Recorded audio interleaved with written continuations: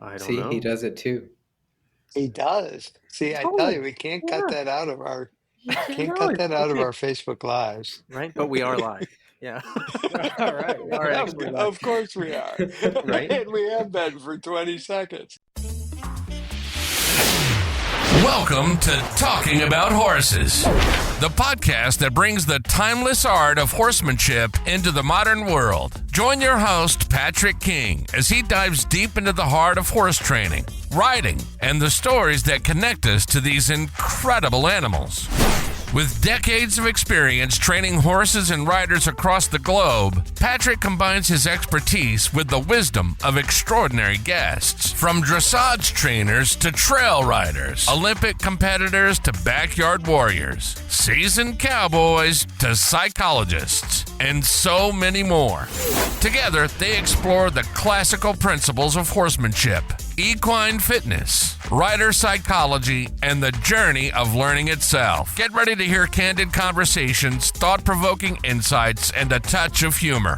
All with one goal in mind, honoring the welfare of the horse and the timeless pursuit of mastery.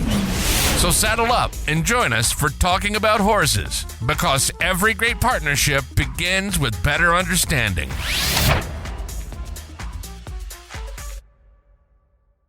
Thank you all for tuning in. I believe this is episode number 65. Wow. It sure is. Episode number Mhm. 65 of Talking About Horses. Today we've got a special episode coming at you here with my friends Dr. Paul Haefner and Justin Haefner from Riding Far. If you've listened to past podcasts, you've heard Dr. Paul and I chatting a couple times, and you've heard a recent podcast where Paul and Justin have both joined me, and they've agreed to join me again today to talk about a new program that they've got coming out particularly for riding instructors and trainers, known as Emotions in the Arena. Dr. Paul, Justin, thank you so much for joining me for episode 65 of Talking About Horses. Thanks We for are having us. delighted to be here. Absolutely. Oh, thank you. So I'm super, super excited to jump in and talk about this program that you guys have put together and really how it's going to benefit not only instructors, coaches, clinicians, but importantly, how it's going to impact their students, right? Right. Because that's what we're all in this for, right? Is Mhm. the impact that we're providing for students, for horses. That's a really big piece of this. Before we get Mhm. started, we're stuck in an elevator. Dr. Paul Haefner, who are you? What are you about? I am so sorry. We're only going to be stuck in the elevator for a couple minutes. It better be a skyscraper. Last time I was stuck in an elevator, it was like 45 minutes. Oh no. Oh no. Well, I hear the techs working on the elevator. That's awesome. Yeah, I can give you the short version. I am, I have worn a number of hats over the last almost 40 years now. I've been a teacher. I am by training and practice a licensed clinical psychologist. I practice as a sports psychologist. I have practiced as an equine assisted psychotherapist and equine assisted learning coach. And I am a horse nut that was born with the defective gene and have been riding for almost 53 years now. It'll be Nice. 53 years in November. And that's a So defective gene, huh? that's the defective gene, yes. That's great. I love it. Well, speaking Yeah. of defective genes, Justin, tell us about Oh man. I have, a very small fraction of the qualifications of Paul, and a small fraction of the years. But to make it short, I'm a horse trainer by trade and training, and that's pretty much I am the target market of our course. So, my life is spent on the back of a horse and teaching lessons and trying to help people.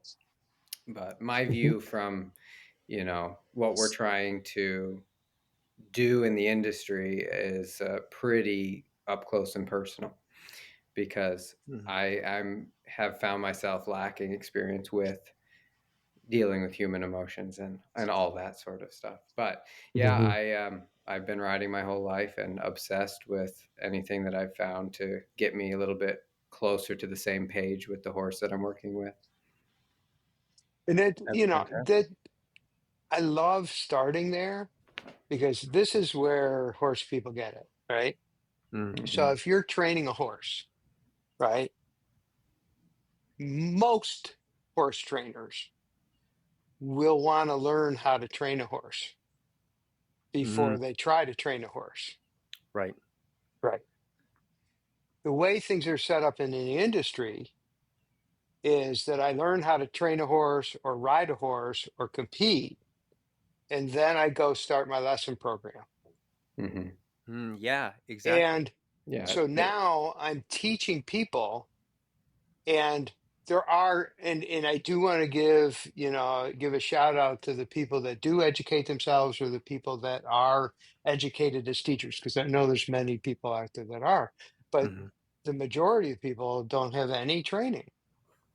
And it Right. and it and we're not set up to think like, oh, if I'm going to be teaching people, I should go out and seek some education, how people learn.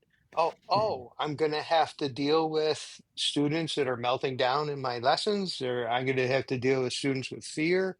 I should learn how to do that, right? When you put it in that context, it makes so much sense. And that's kind of how Mhm. Justin and I got to it. Is he's training horses and teaching people. He comes and say, well, what would you do in this situation? Or we're working with people who are fearful, and we have other colleagues and friends come up and say, I got this person I want to refer to you, but we want to send them back, right? We want to get them Yeah. Mhm. started and we want to send them back. So we have to provide some education. And it's out of that frame and wanting to help instructors, first of all, be more effective teachers. And Yeah. there's two or three things that come out of that. I mean, one is that when you're a more effective teacher, right, your students progress, right? Mhm. They learn better. And if you're, for example, in a program where they're competing, working towards competition and stuff, you're a successful trainer instructor because your students are doing well, right? Hmm. And Yes. you retain students because you're an effective teacher, and you're helping students progress, so that builds your reputation in the community. On another front, right? We're all in this not just for our welfare or the welfare of our students, but for the welfare of our horses, Right. right? Mhm. So, there's a whole other side to this, which is about, if we can be better teachers, if we can help our students, and this part of what we're doing is talking about emotional regulation. If we can help our students regulate themselves better, then their relationship with their horses are going to be better. Whether you're talking about lesson horses, or you're talking about students who are leasing horses, or students who have their own horses, right? Mhm. It's a win-win-win situation when riding instructors invest in themselves in this way, right? And Right. then, the other part of it is just as a simple economic business proposition, right? Who's going to retain the most students and clients? The one with the Mhm. best reputation, the one Sure. who is helping students progress quickly, the one who's helping their students get along with their horses.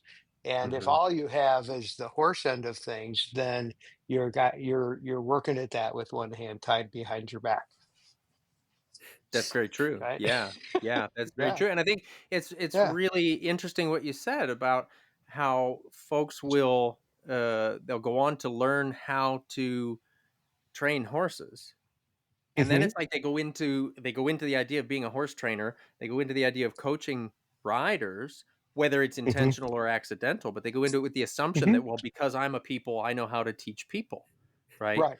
Oh, Or just exactly. the idea that, like, I think you Hmm. used the analogy, like, tell me how you would deal with something, right? And so then that instructor or that Hmm. trainer is saying, well, here's what I would do in this situation or Hmm. whatever. Well, that's not the same as learning how to teach people. Right. Right. Right. Yeah, and Yeah. I was telling my story about this. I worked with my first paying customer when I was 16 years old, and I wasn't qualified hardly to work with the horse that I was working with, but at least I had spent my entire life thus far working with horses. But Mm, in the same year when I'm 16 years old and I get my first paying customer, I also taught my first lesson. And that's where most of us are in this same position. Just mm-hmm, because we're working with horses comes with teaching people and completely unqualified. I mm-hmm, mean, Hmm. I feel I'm unqualified now to teach people, and let alone, then. Um, but I was going to say, to take us back, this idea, we wanted to influence the equestrian industry. We wanted to help the industry as a whole. And alongside Paul's psychology practice, I start training horses. And we think, okay, we really, I'm passionate about helping horses. And then we see, well, if we want to help the horses, then we need to educate the riders. mm-hmm, So we headed a little more toward the clinics and classes and lessons. mm-hmm, And then it really landed firmly for us but who's really reaching, how do we reach the most riders to then reach the most horses? mm, And that's truly through those teaching those riders. So Hmm. by influencing the instructors, the coaches, the trainers, um, we are really, it trickles down. Patrick, you said this well, but that it trickles all the way down to help the mm, widest number Hmm. and variety of Hmm. horses. mm-hmm, Hmm. mm-hmm. And that's where it So all going started for into it, us. and that's awesome. And so then you guys started riding far with that idea of coming together. Is that right? Your business together. It was a rebirth. So I had started riding far as my sports psychology practice back around, I Mm, actually think technically it was 2002. Um, okay. but when Justin and I joined forces, and I think it was 2018 or so, Mhm. that's when things really transformed. Prior to that, it was just me doing my sports psych stuff individually with clients, occasionally doing a seminar or clinic here and there. And then in 2018, we started really working together. And that's where a lot of these ideas were born. Mm, Justin, it was actually Justin's initiative. He came and said, "Hey, I'm training horses, and I know some of my clients could really use some help from you." And he and I, had talked enough that he knew that the clients I was working with, sometimes the challenges they were having with confidence and stuff like that was really just a horsemanship issue. mm, mhm, And that I knew that they could use his help. And then we started working together, um, doing clinics, working in integrated together, working with clients, developed the Fresh Start series, which I think you know about, which is mhm, for riders with fears and anxieties. Um, and then this idea of doing formalized education actually came out of, I got invited to present at USEA's educational symposium.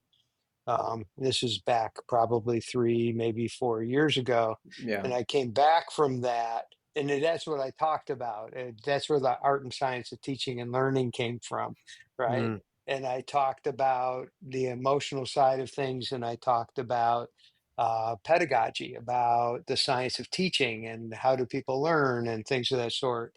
And we came back, and I think we were sitting in, we call it our game room. It's kind of like our family room.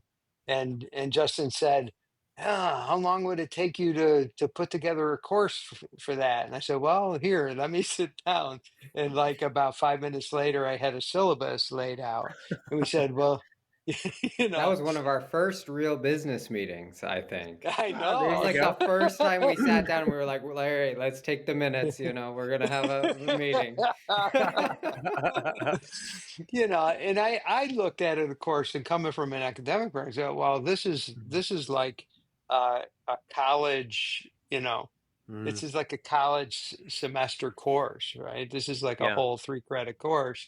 And we say, well, how can we bring this to the people that would want it in a way that is digestible and in a way that they can access it. Mm, And we started breaking it down. And then it was, I guess now about 2 years ago, that we actually did our first in person clinic, and it was actually was it 2 days or 3 days, No, Justin? 2 days. Yep, I think it two was days. 2 days. And again, we did the emotions work, and we did the teaching and pedagogy stuff in that clinic. And then we realized, well, that's just too much to do in that period of time. So we broke that mm, apart to make it more accessible. And we also know that people who are really, working hard in their training and training businesses or lesson programs, it's really hard for them to get away. yeah, Right? It's absolutely. hard to get away for 2 or 3 days to go and do something.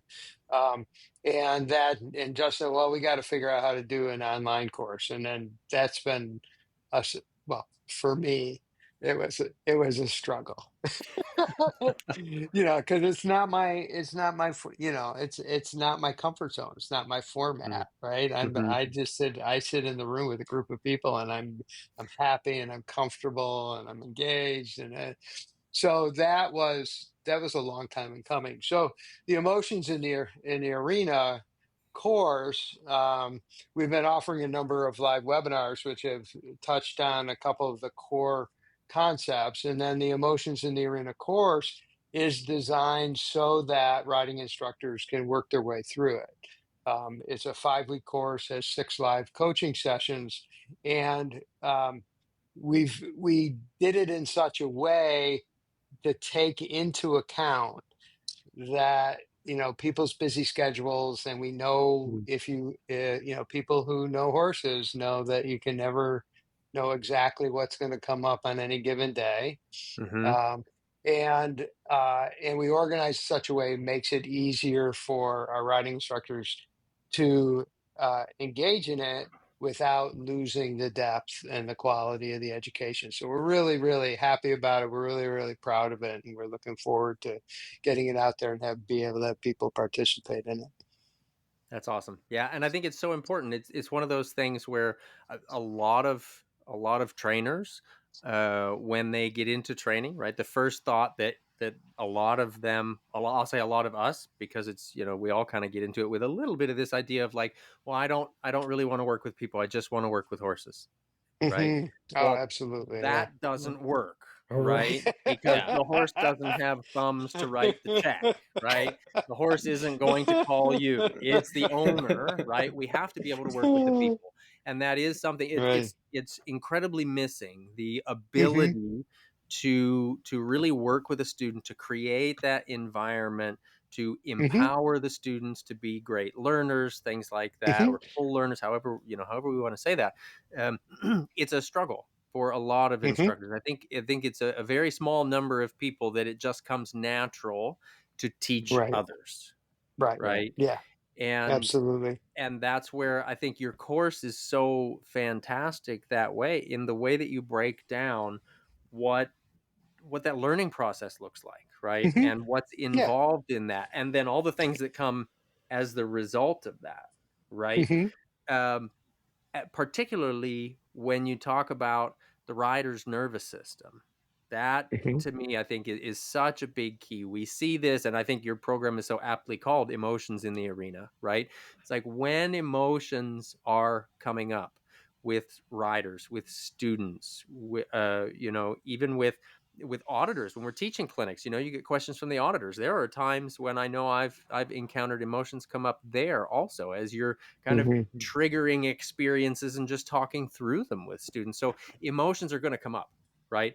Hmm. Working with that nervous system. And we know as horse trainers that you're working with the horse's nervous system, Right. right? Right. And that's Hmm. become so much of the focus for a lot of trainers now, particularly like through social Hmm. media and things like that. It's, Hmm. the horse yawns, it means this, the horse is blinking, it means Hmm. that, we talk about emotional regulation with the horses and Hmm. things like that. But I think there's not enough people talking about how do we get that with students? How do we help our Right. students? We talk Right. so much. We can help a horse to emotionally regulate through X, Y, Hmm. Z. How do we do that Hmm. with our students so that then the horse and the rider are empowered in the learning process, right? Hmm. Hmm. So how do we recognize, first off, what's actually happening in the rider when it comes to the nervous system that way? How do we recognize this stuff? So I think I'm going to jump into like two pieces. I'm going to play off of what you just said about, how important the, understanding the horse's nervous system is, right? Mm, And to many trainers and riders. And I hadn't really thought of this before, but when Justin and I joined forces, he started an equine osteopathy program. mm-hmm, So I got to witness the transformation in his work with horses as he grew to mm, understand things about the horse's nervous system, about the fascia, about musculoskeletal systems, about um,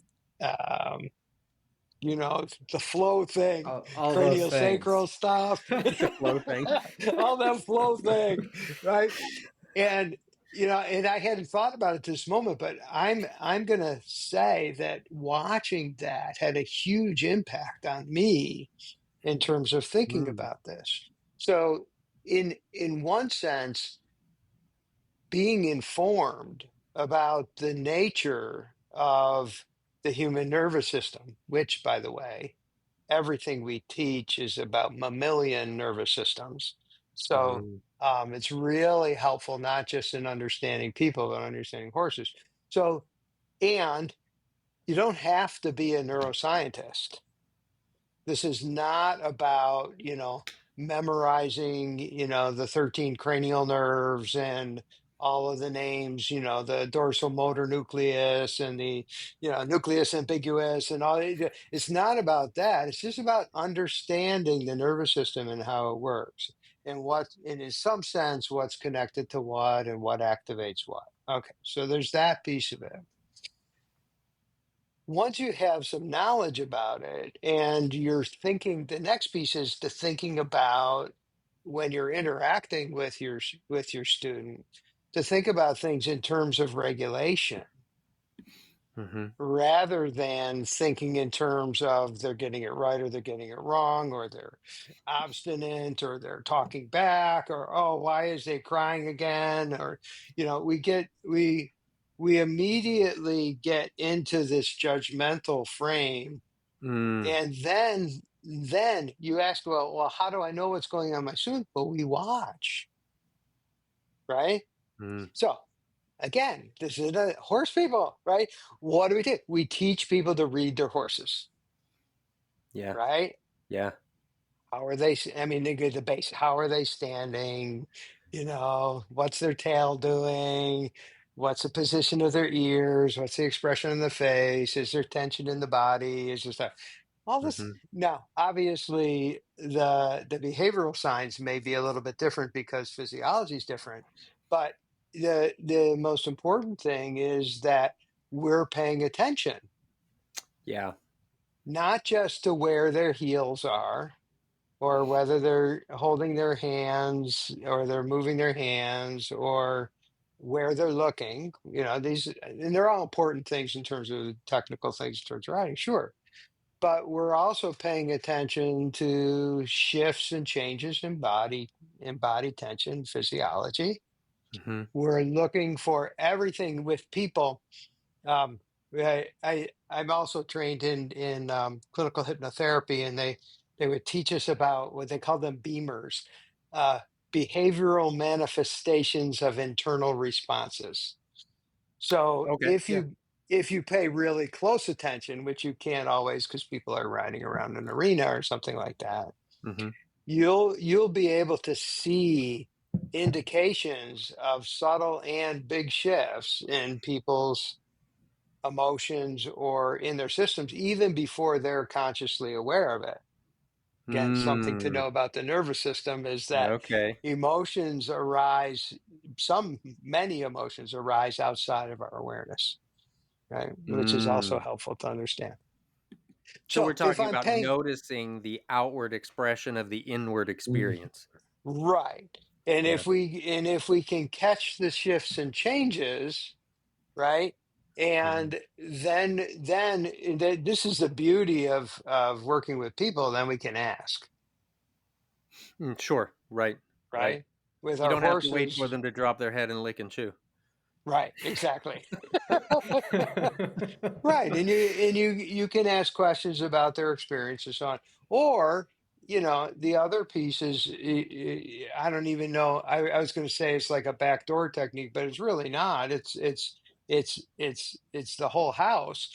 Is that if you notice tension and you notice this, you can help people regulate if you understand how people regulate themselves, and Mm. so understanding the nature of our nervous system and how that relates to social relationships and the power of our relationship we develop with our students.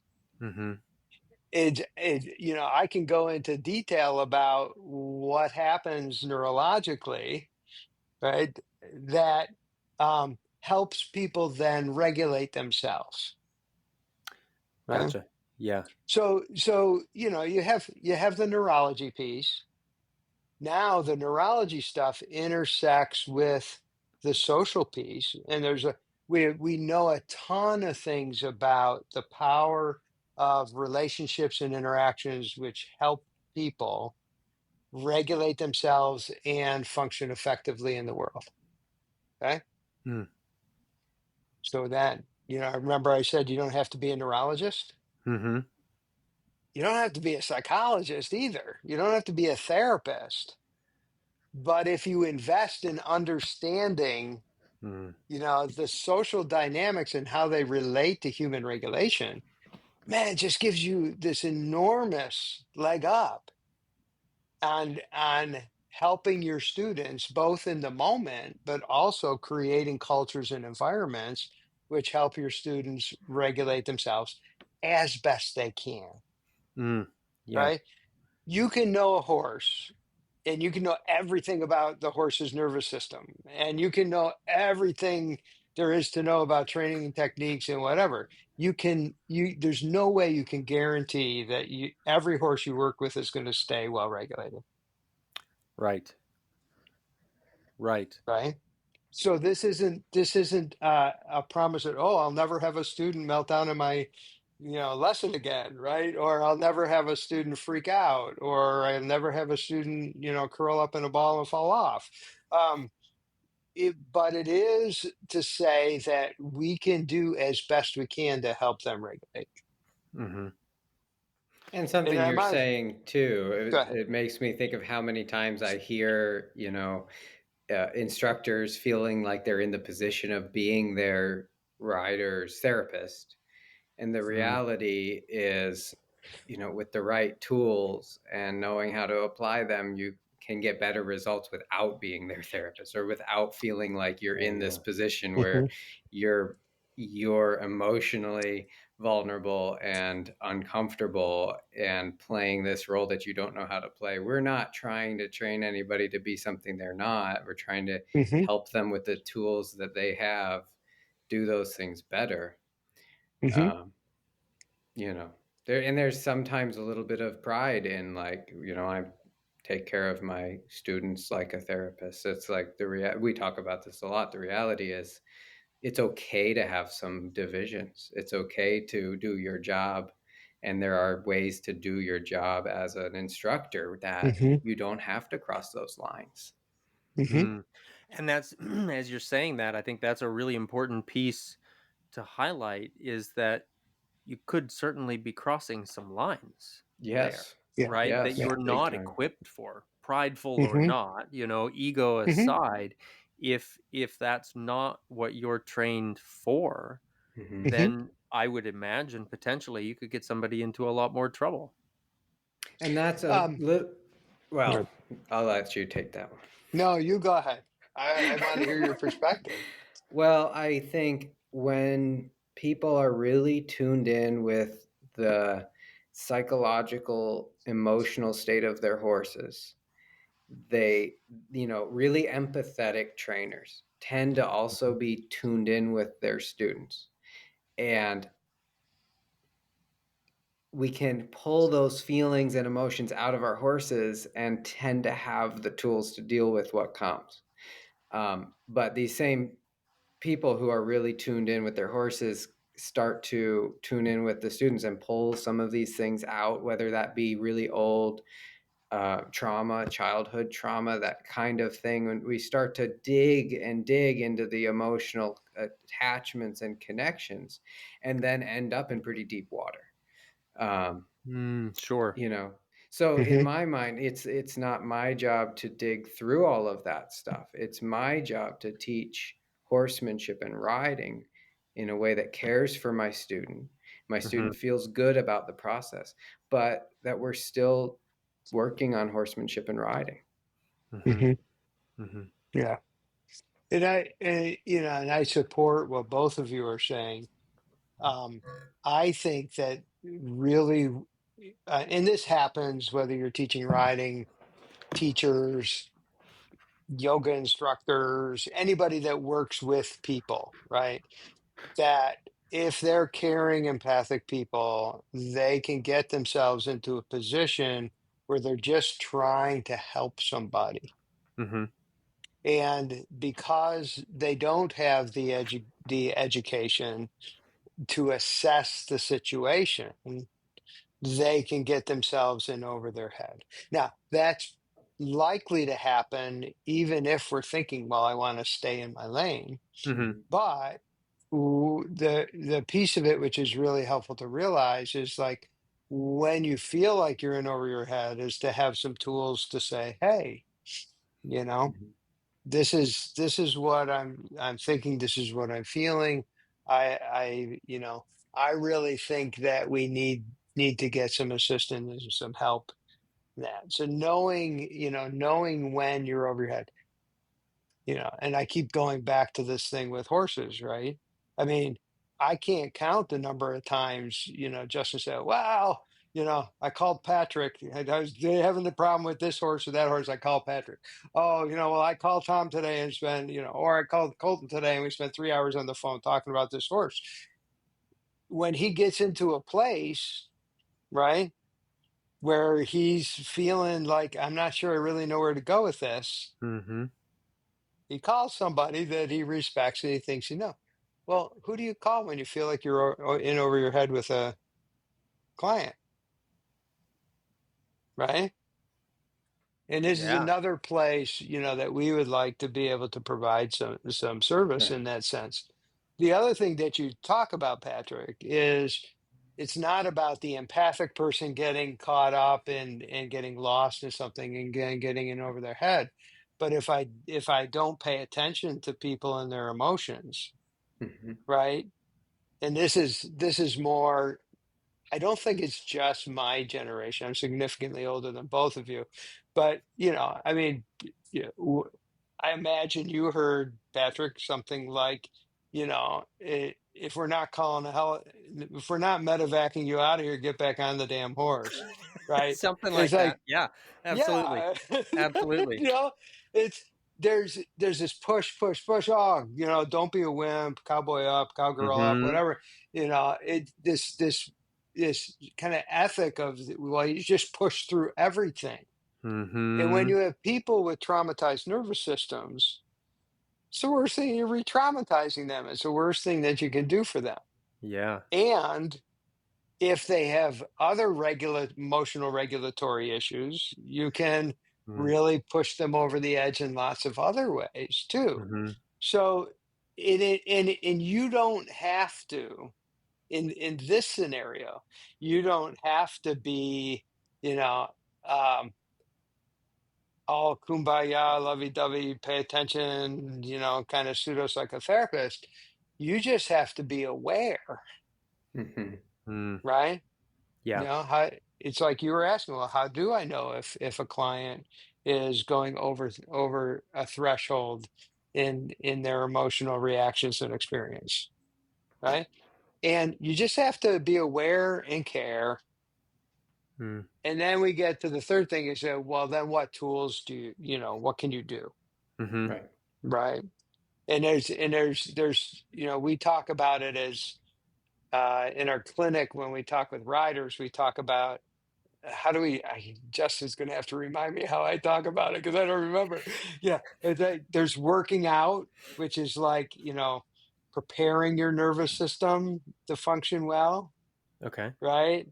Um, and then there's the actual skills to apply. And then there's Mm. contextual stuff that you can play with, connection and things of the sort.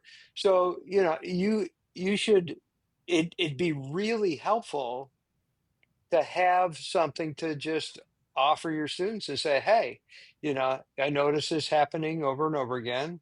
Let's see, I got a couple of thoughts about some things you could do which will help you be more resilient.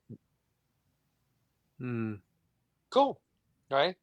Mm-hmm. Or, you know, when this happens, because we can see your nervous system elevating, here is a practice and a tool you can use in order to regulate your activation in order to keep it from rising further or for lowering your activation, right? Or maybe it's the other way. Maybe you have someone who's so laid back they're horizontal and they need a little bit more energy and be a little Mm-hmm. more activated. A little bit of a Here's a boost. Yeah. tool here's a Mm-hmm. tool you can use to do that. So it's great to have those tools. Mm-hmm. And then it's great to have a toolbox for creating a context in which people naturally become more regulated and more resilient, right? Mm. So there's also that side of things as well.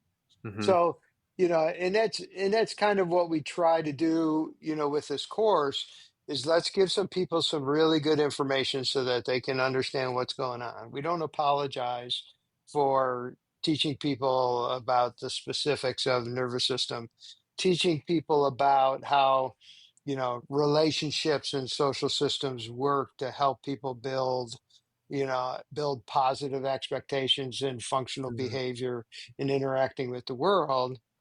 And then we go into, okay, so if we understand this stuff, what do you do with it? How do you get it working for you? Mm-hmm. And then, and we look at the bigger picture stuff, talk about cultures, psychological safety, that kind of thing. Okay. And then we go into very specific kind of strategies, help people through a moment, right? So that you have like a reset button Okay. or helping people in general build their regulatory capacity. So all those different Yeah. levels is what we're trying to help people with. And I should say, we do live very much in an information age. And I was thinking Mm-hmm. about this too when Paul was talking about, you could, this is where I thought he was going, but he was not. You can know everything. You could Now be to keep them guessing. you could be so well read about horses, and there's a lot of information to consume out there, but not have a Mhm, freaking clue how to apply it in the arena. mhm, And Yeah. Right. so, that was something we were really careful about, is we could there's a lot of information in his head. There's a lot, if we can organize it, line it up, there's a lot of information in there. Um, but we didn't want to just put all these videos together and then turn you loose to make what you want with it. So Mm-hmm. that's why this is running on a schedule. We Mm-hmm. put the information together as tidily as possible, so it doesn't take a ton of time out of professionals' lives. But then we get together, you know, every week, and it's tell us what you're working on, tell us how this applies to your life, and then we'll help you put the information into play, because Mm-hmm. that's where things really get sticky, is like, well, what do I do with this stuff? mhm. Yeah. Exactly. So, You can read about it, you can hear about it, you can know it, but not be able to apply it, mhm, right? Right. Like, yeah, you mhm, can read all the books, you can watch all the videos, but that doesn't mean you could teach a mouse to eat cheese if you don't know how to apply those things mhm, in the right sequences, in mhm, the right moments, in the, you know, Right. mhm. yeah. It's Yeah. Right, And and even the application of this stuff. So you can look. You got all this information. Whether it's about people, emotional regulation, or nervous system function, all this other stuff. Then you can have information about skills and strategies and techniques. Think about horse training programs, mm-hmm. right? How many people are immediately successful in applying a step-by-step horse training program that they Mm, pull offline without getting help from, you know, somebody who's an experienced trainer, right. right? It's been one of my, so I have just, I'll take a little sidetrack. There's a psychologist named Paul Wattel, and he used to be a psychology professor at City and University of New York. Um, College or University of New York. I don't know. I can't remember now. Uh, this is the beauty of getting older is you can't remember and you don't really care. No, but what Paul Wattel would talk about is he talked about two things. One is empirical demagoguery. So we study things and we study things, and then we say the only thing is important is stuff that we can do research on and things like that, which just sort of it's like he considered that sort of tunnel vision, Okay. right? And that when you have that kind of tunnel vision, basically you're ignoring experience, intuition, all of these other things that are Mm, going on. mm-hmm. So this dovetails with another one of my favorite. I went to a conference. It was the Association for the American Marriage and Family Therapists, AAMFT, yeah, something like that. And I got to listen to this guy named Howard Little. And Howard Little said that this was in the day where family therapy was on the rise. And there, for some of our listeners, might know some of the famous ones like Jay Haley or Chloe Madonis or Salvador Minuchin. And they started these schools just like the horsemanship schools, right? Mm, Just like everybody's, the Clinton Andersons and the, Pirellis and all these different schools out there. And he said, you know what? We now take people into school and we put them through a 2-year curriculum. And in that 2-year curriculum, only a few of the classes are on the specifics of what do you do, but we focus on the structure and the technique of the therapy. mm, And what we forget is that everybody who started one of those schools was a classically trained psychologist with 40 uh, years of experience before they came out with their system. Okay. gotcha. Yeah. And what he talked about is we're training technicians. Mm-hmm.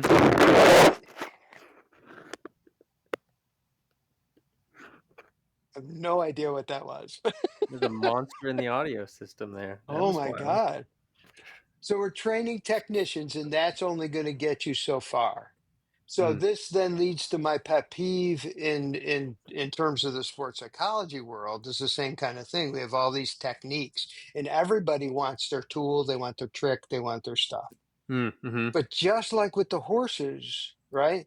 We need to create resources for riding instructors where when they bump into a situation, they have some knowledge and there's places that they can learn and they can and gather these techniques and stuff, but they also have the resources and the support to call up somebody or to have a group of people that they can go to and Mm-hmm. say, hey, this happened, I don't know what the hell to do, right?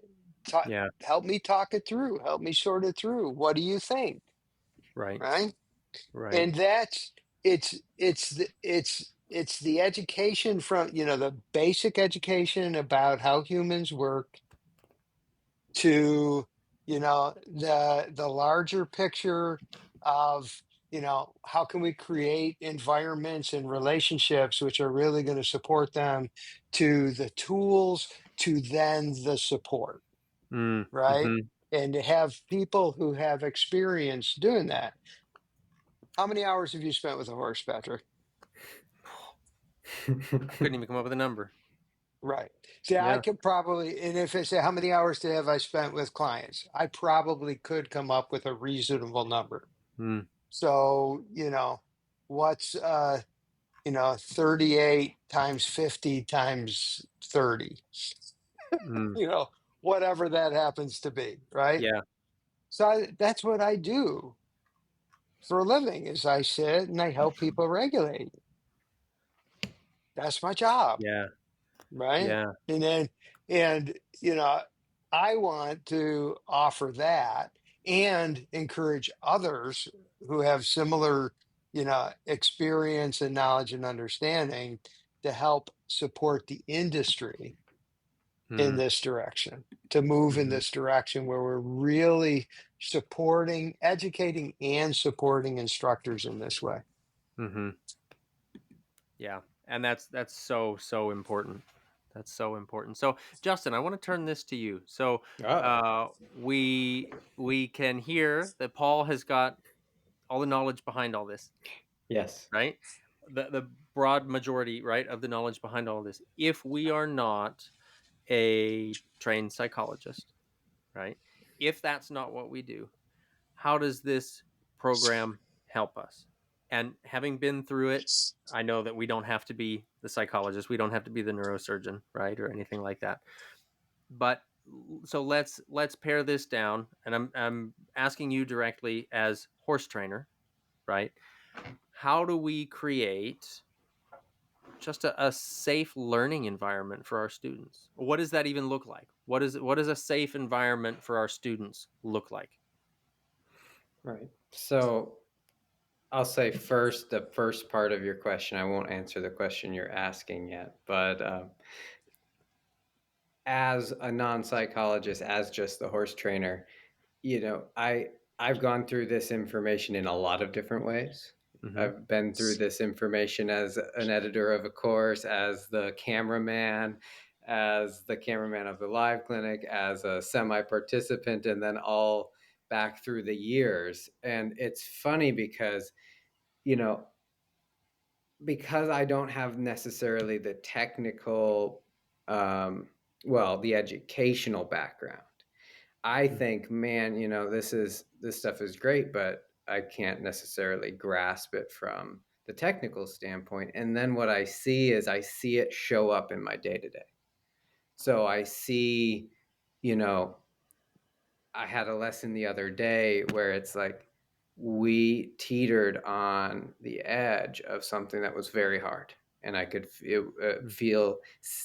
see and feel the emotions coming up in my student. Mm-hmm. And I was able to redirect her attention. This is one of the strategies we talk about in the course. And it was just simple, it was natural, and helped us then reset and then continue the lesson with great success. So, we were working on cantering a square, that just something very well, something that should be fairly straightforward, and but it was not a situation of the technical skills or the horse's education or the rider's education. It was a situation where things fell apart because the emotions arose, Mm-hmm. and for whatever reason. Um, so, that's how I've seen that stuff show up for me, is just on a day-to-day application. And on a global standpoint, because Paul and I talk every day, and I do get this feedback, this type of feedback that we're trying to provide in the program of like, hey, this came up today. What do I do with that? I think I'm a hell of a lot better as an instructor now than even before we moved to this farm a year and a half ago, because when we moved here, I think we spend a lot more time together riding and talking. Mm. And and it's all that same type of content and information that he shares with me on a practical level day to day when I'm trying to help my students. So I'll say that, how do we create a safe place for our students? um, First of all, I care deeply. We care deeply for our students. We care deeply for our horses. And we need to create a situation where they feel good about what we're doing. They feel good about their role they're playing. They feel safe to ask questions. They feel safe to learn. We can offer contributions to what we're doing. So we set up the interactions that we have with our students build that feeling of we talk about it as psychological safety. Mm. um, and then I'm in reading, looking for these signs and cues in my students about what they are experiencing and the emotions that come up, knowing that I'm not going to push across a line that's going to send them into a very dangerous feeling place is really Mm. important. I taught another lesson 2 weeks ago. It was a brand new student for me. It was a first lesson. And it was clear, she was with a friend of hers, and it was clear that there were some dynamics going on. And we got to a point where she was working on her canter transitions. The right lead was great. The left lead was iffy. The first one she picked up was great. She went to walk, she pet her horse. And then from a little bit of peer pressure, there comes, well, you should do it again. And Mm. and I sat there as as the observer, and she goes back to her left lead transition, and it falls apart, and it's immediately the tension, and I could, there's all of these. I'm really at this point really watching, right? Because I was a little Mm. bit kicked out of the lesson that I was teaching. But so I was curious, and I'm watching, and there's all these emotions that came up, and it was clear that from that place, that transition wasn't going to happen. Yeah. And so she got to a point, she was like, I can't do this today, and looked at me, and it was like, is he going to make me do it regardless? And she was well beyond what was tolerable for her. And I said, no, Mm-hmm. we have another day. There's always another day. So, that is a piece for me as well, is like, when I'm riding my horses, this is something I got from you, Patrick, forever ago. I'm not going to try to force or tell. I'm going to ask questions. So Mm. what does this mean to you versus I say you do? And it's the same thing. It's like, if we're in a situation with a student, and I'm not going to be in this position of trying to force or make, it's what does this mean to you, and how does this feel to you? Mm-hmm. And from there we move on. So hopefully that circled around to your question at some point. I think it did. It definitely feels to me like it did. And uh, and so, Paul, you were talking about building resilience Hmm. in a student or in a learner, right? Because Hmm. I think we, like you said, this applies to our horses as much as it applies to people. Hmm. What does resilience look like to you when we're talking about that as a learner? Well, there's a number of different ways to look at it, a number of different ways to think about it. But the one that is central to all of this that we're talking about in terms of resilience is to develop the capacity to tolerate your feelings without reacting and responding to them reflexively. So, a different way to say it is developing a better distress tolerance. Mm. The better we're able to tolerate discomfort and distress, the better we're going to be able, the more we're going to be able to think through these moments, which then, and this connects to our nervous system, which then gives us the opportunity for our nervous system to learn and understand that it's not in danger. Gotcha. Right.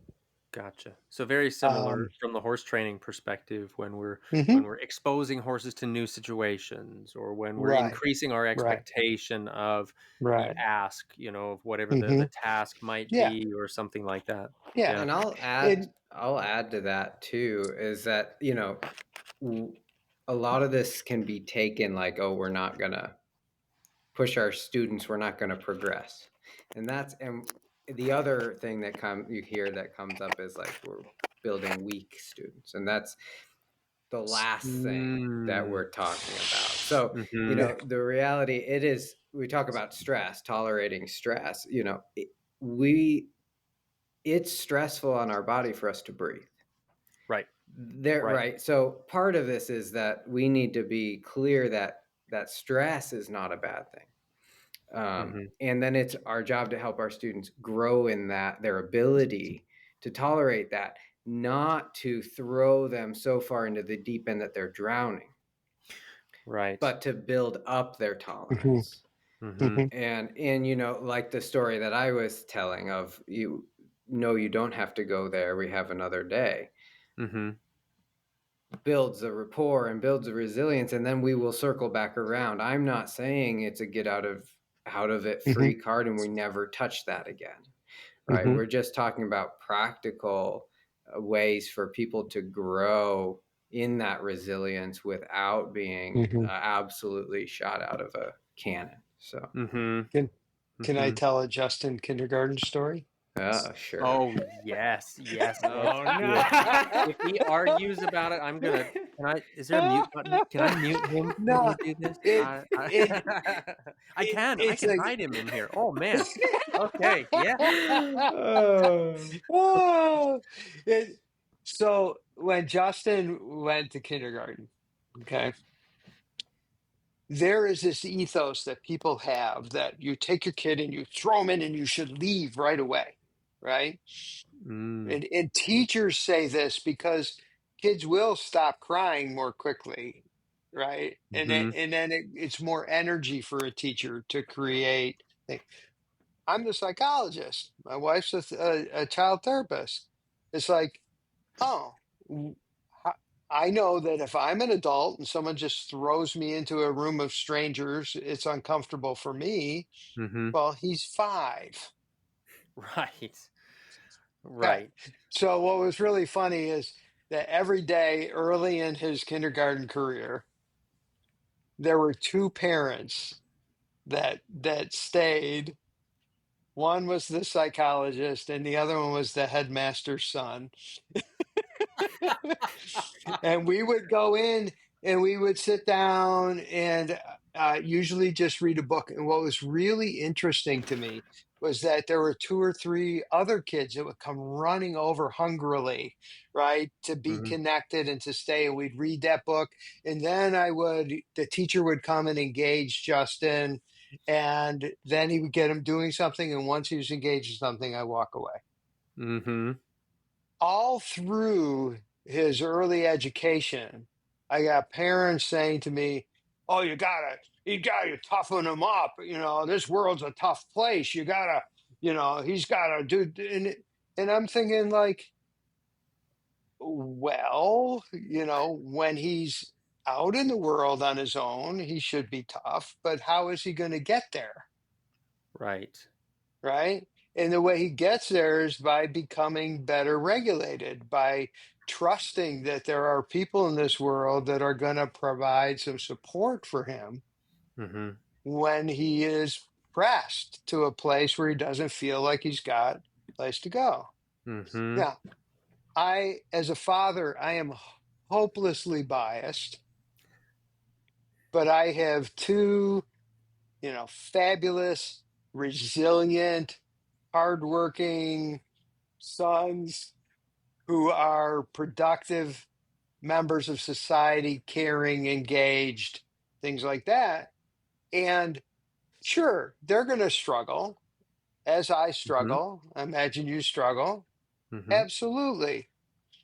But the kids who get pressed and pushed deal with it, push through it stuff. There's a huge percentage of those kids that become brittle.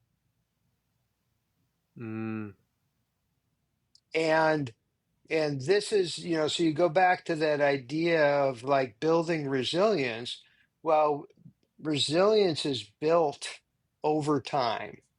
Hmm. Resilience is built as people gain confidence and competence in the context of supportive and caring relationships. And that is an awesome model for teaching riding so that riders become independent and resilient and trust themselves and trust the world and what they've learned and have had Hmm. time to practice with support and stuff with the goal of being independent. Is this we don't have time to start that issue.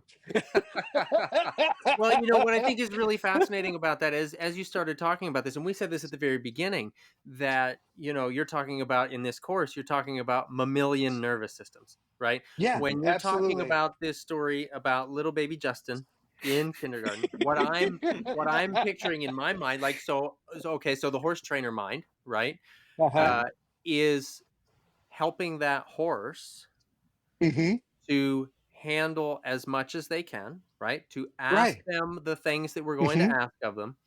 But as you said, knowing that they're going to be supported, Right. having the capability to allow that horse to ask you questions, Hmm. right? And you can clarify if you need to, and you can support if you need to. You Hmm. don't just give that task and assume that horse they have to do that thing.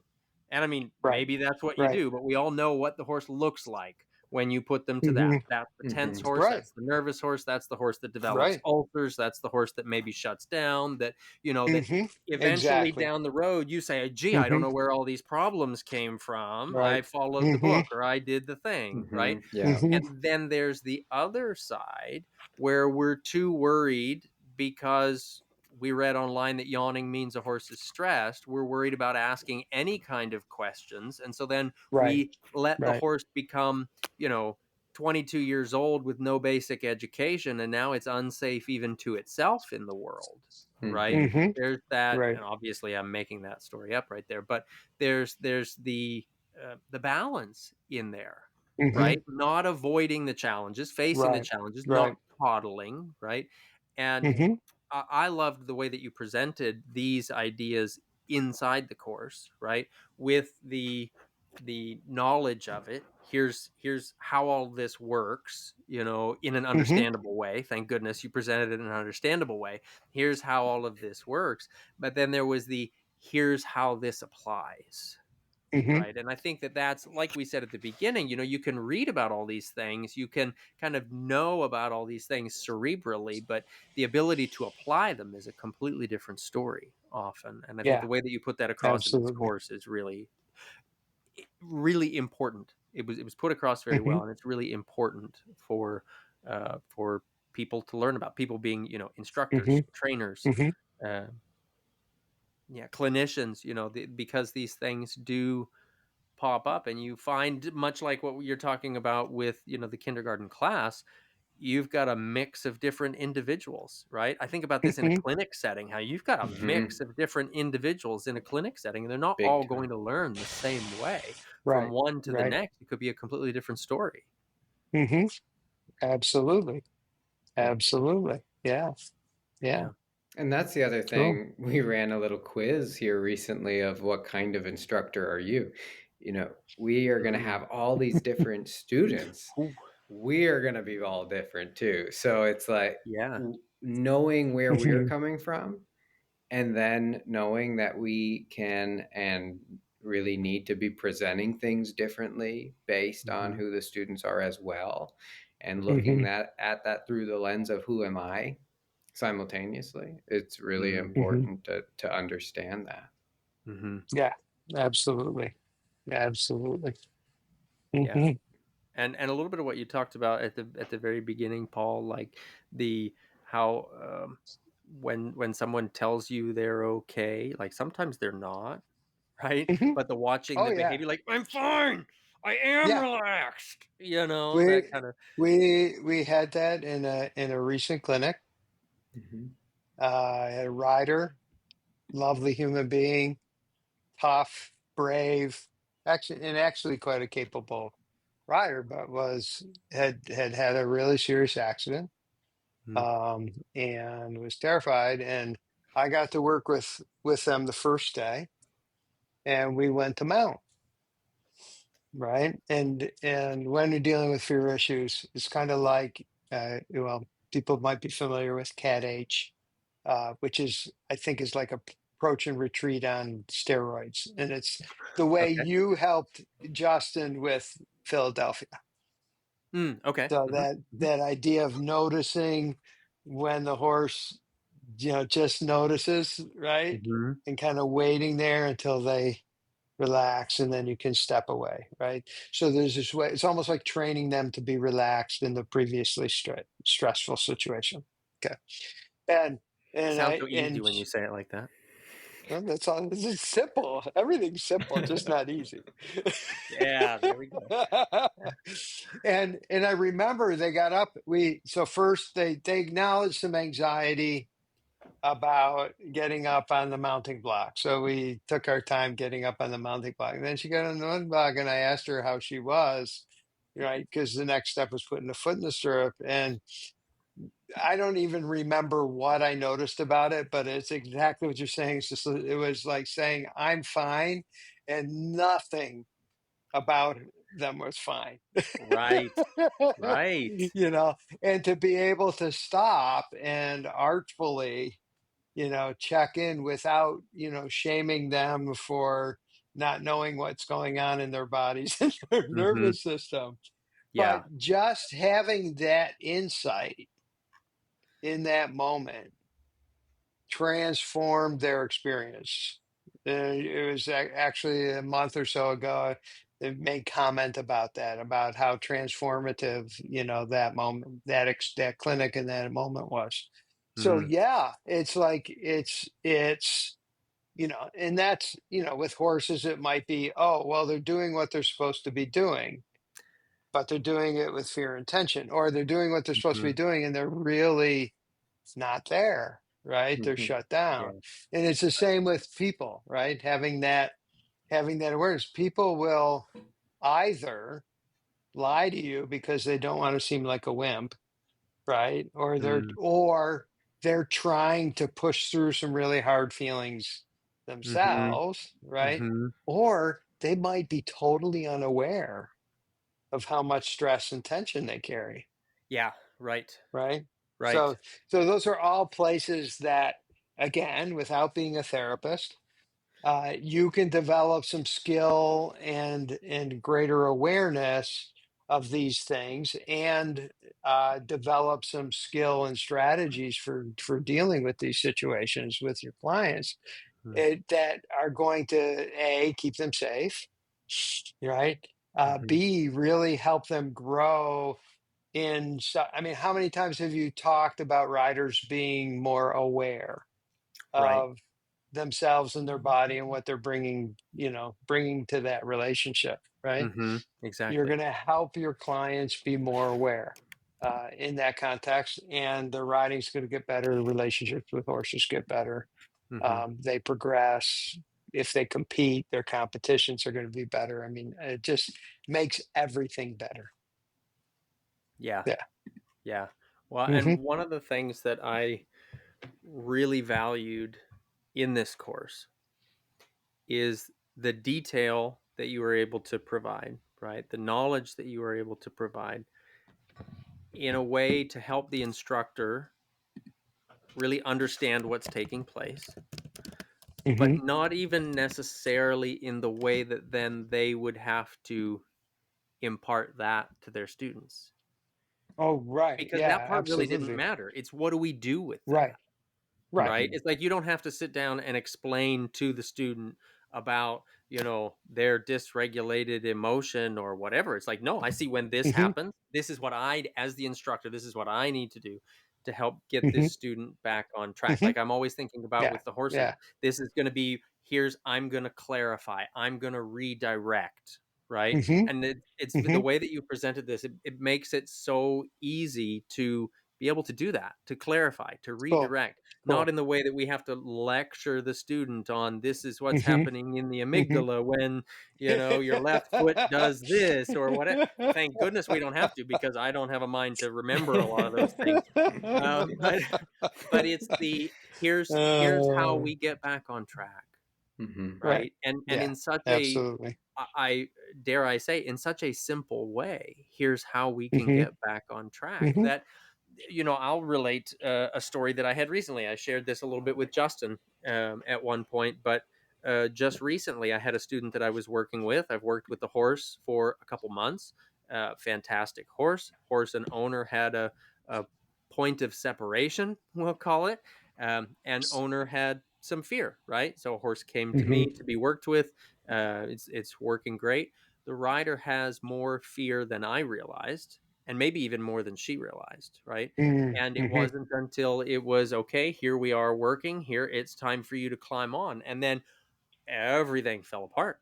Everything shut Hmm. down. And where I know myself, having worked with fearful riders for 20 years now, Hmm. always feeling a little under the surface, whether I've ever looked like it or not, always felt a little Hmm. inadequate under the surface of, okay, well, here, maybe I'll tiptoe around this spot and we're probably not going to get much done because I don't know how to Hmm. handle that fear. Right. But this was Hmm. a situation where that happened. And that was so much part of one of the videos that you have in the course, Hmm. Hmm. that it was, oh, here's what I do. Here's where we go. And it was, I will say it felt anyway, really seamless to help the Cool. riders sort through not all of the fear. And I'm okay with that Hmm. because I'm not a therapist, Right. right? But Right. to go through what felt like a really big piece of it for her in a way Hmm. that helped her to feel successful, that helped her to not feel um, less than because of that Hmm. coming up, Hmm. right? Which I think in Hmm. a lot of our students is a really big deal. To me, it's, I really Hmm. want my students to be empowered in that learning process, right? And if they're feeling Right. less than, that's not being empowered, right? So being able Hmm. to redirect and just flow with that and have her end that session feeling really good about where her and her horse were in that moment, Yeah. knowing That's the awesome. That's limitations, knowing super what was cool. coming up. That for Hmm. me, and I know I shared it a little bit with you, Justin, but not so much to that extent there. That was, for me, it was like, wow, there's that. Like, Hmm. and because of the Hmm. way you presented it in the course, I didn't have to fish around in my back pocket of my brain to find, how do I deal with this in this moment. Hmm. It just felt like such a smooth transition into, here, I'll Cool. clarify and do that. And I Hmm. think a lot of that is part of, that's how we would help the horses in those Right. situations, right? Yeah. It's like, let's Hmm. Hmm. redirect, let's clarify. Hmm.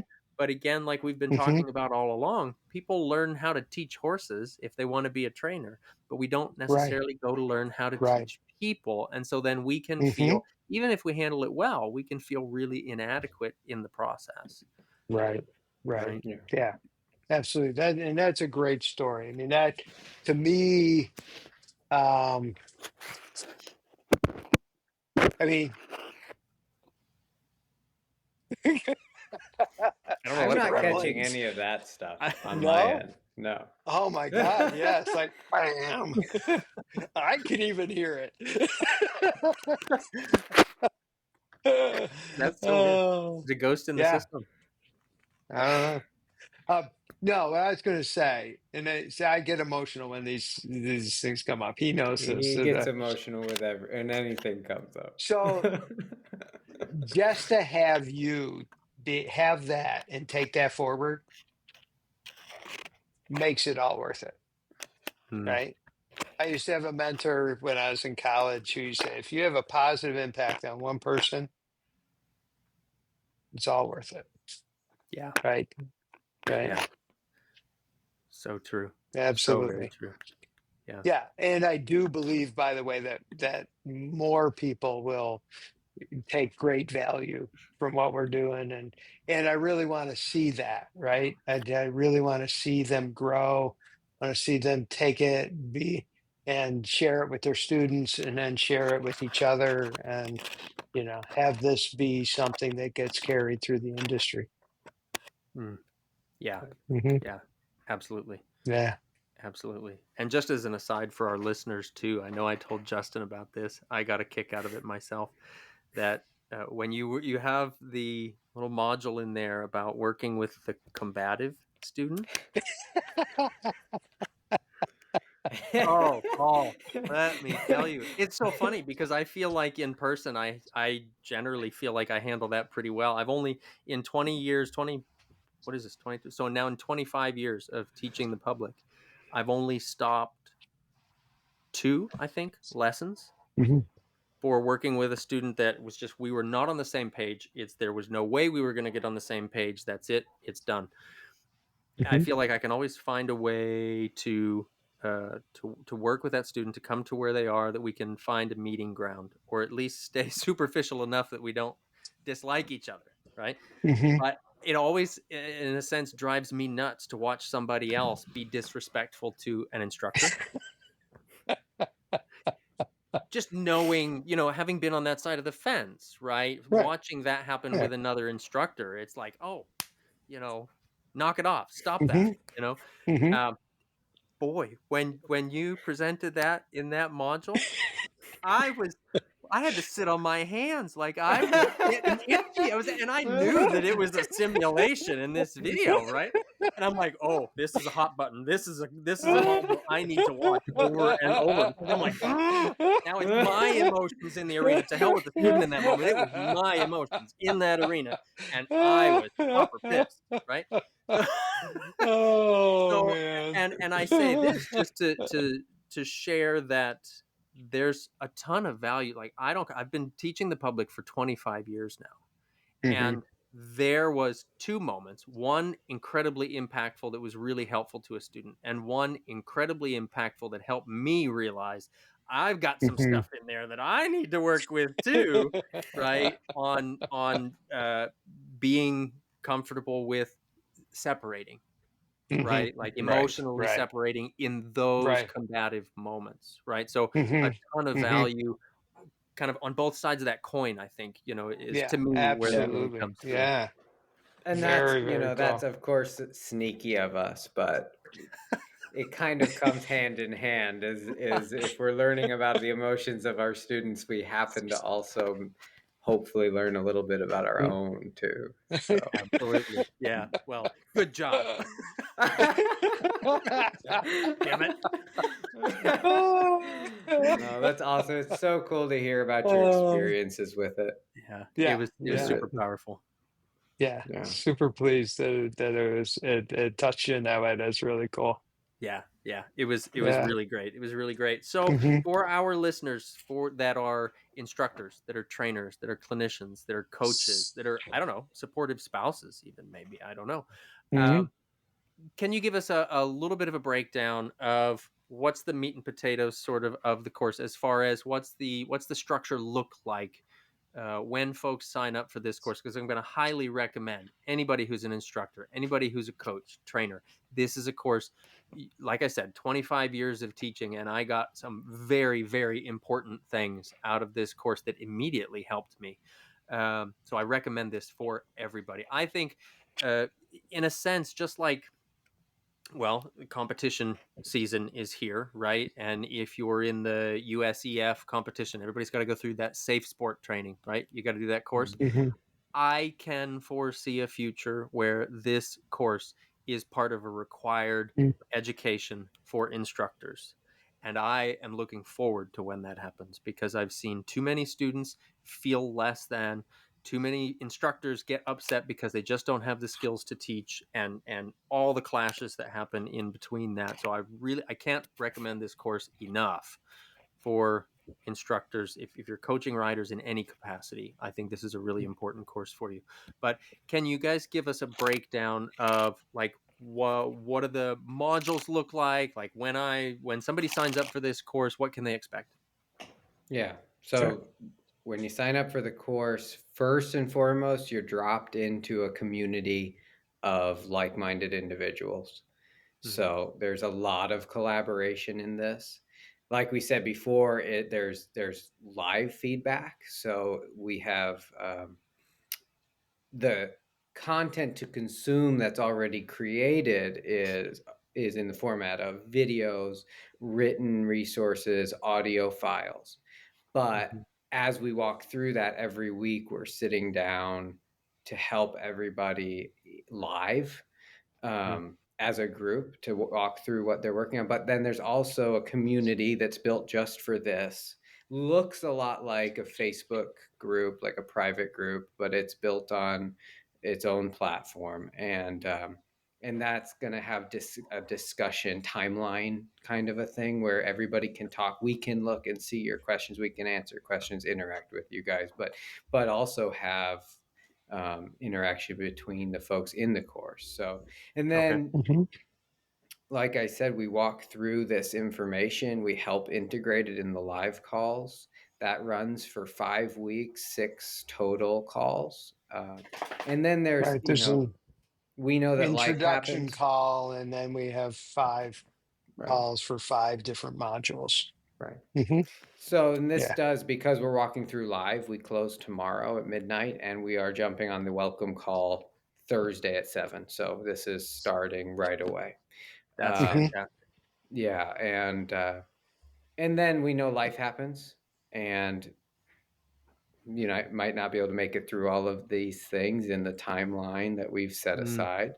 So there's 2 weeks additional access to be able to go through that stuff. Right. If And you all the missed it. live calls are recorded and posted in there. So if you miss a week and want to get caught up on the discussion, You can go back and review. and do that. Perfect. And then, in addition to the content itself, one thing that we find really important from a learning perspective is to be prompted to be thoughtful about the content itself, both before and after going through it. So each module we have set up has what we call reflections, explorations and reflections. Yeah, we always do it the other way around. I don't know why. We do. I do the same thing. So we have forms set up in there that they're not required to walk through. It's like you mentioned, Safe Sport. It's not a graded required. You have to click through everything, but they're meant to prompt your thought process and help you learn the content.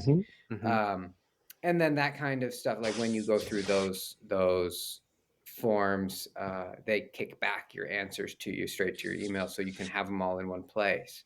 You can look back at that.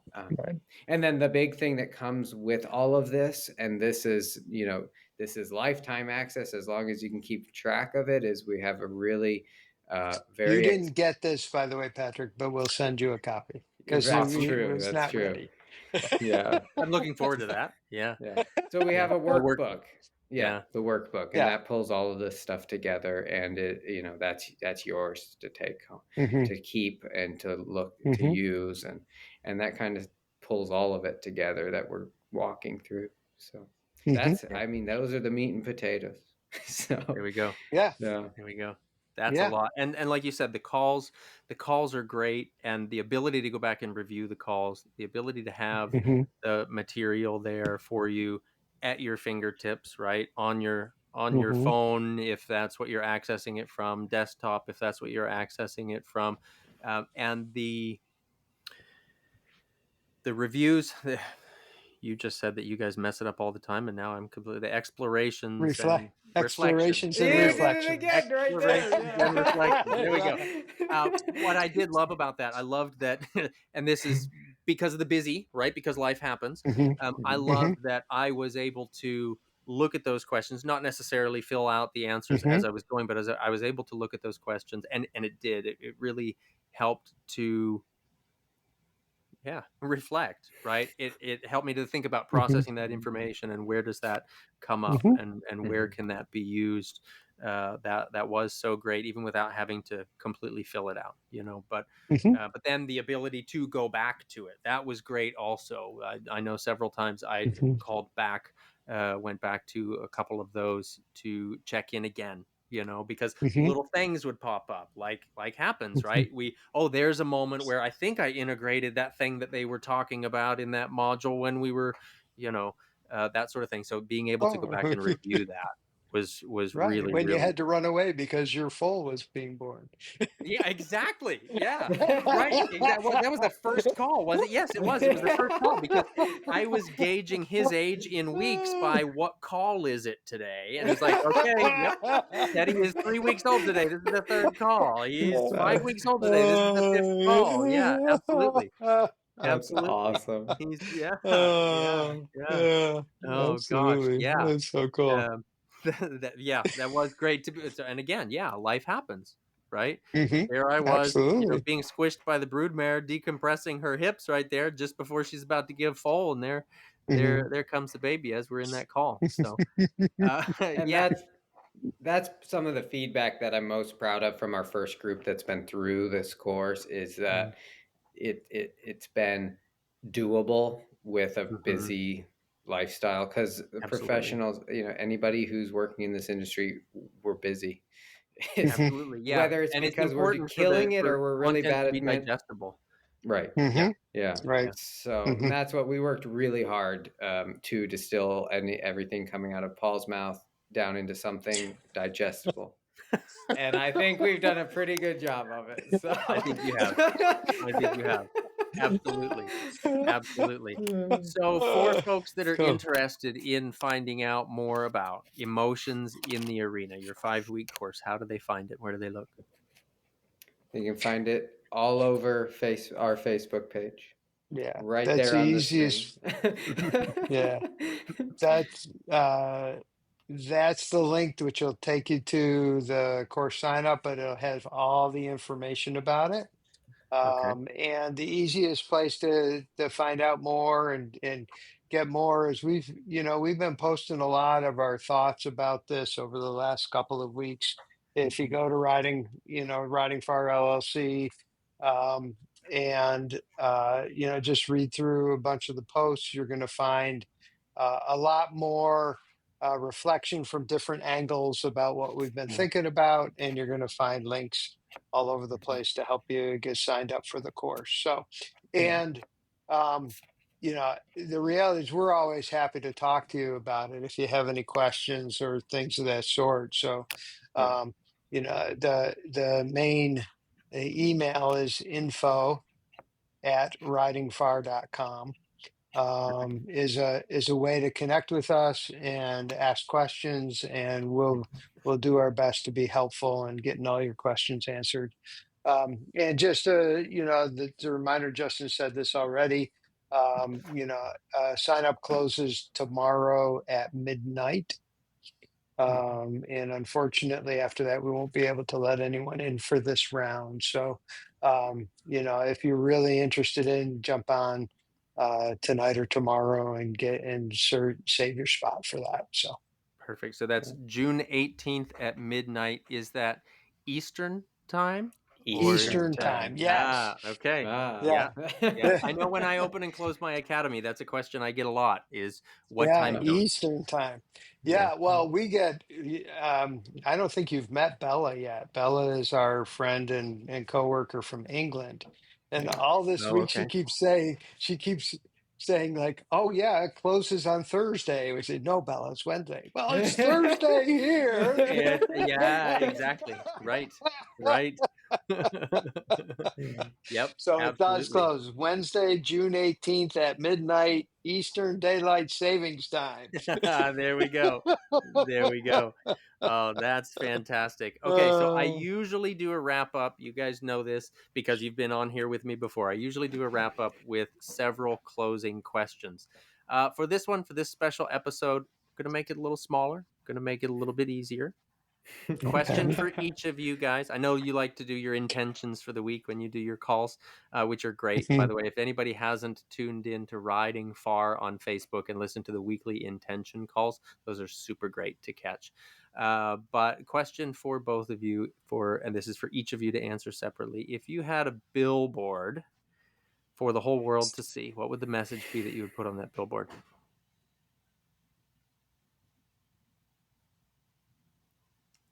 Listen. Mm, I like that. I'm going to say just one word. He can't fit it on his billboard. Oh, one word. Yeah. And I have no idea why this popped in my mind, but it's what popped in my mind. Inspire.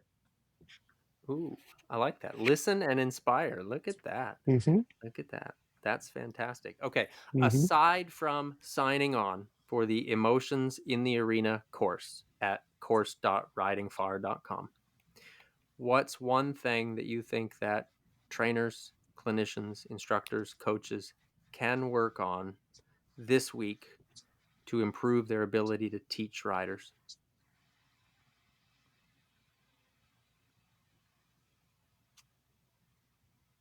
You took out the best answer. What? Sign up for the course. He took the best one. I agree. What's the second best?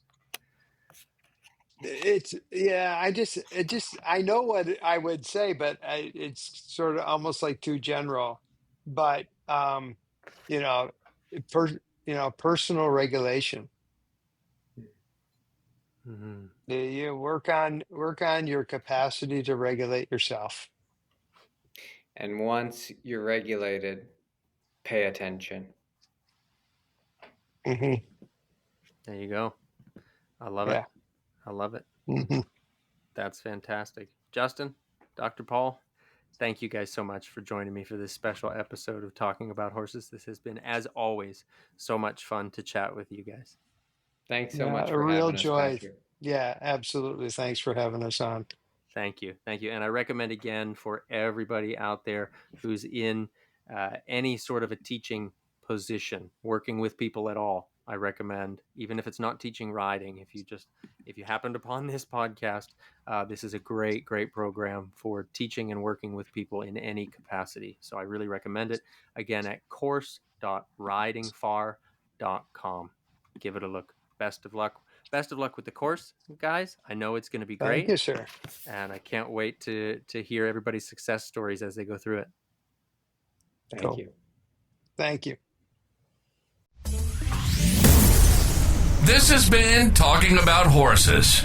Patrick King has been seeking out the wisdom of the masters for several decades now, all over the world. And the guests on this show are considered among the top teachers, trainers, and thought leaders in the industry, focusing on horse welfare, classical principles, and an honoring of the student's learning process.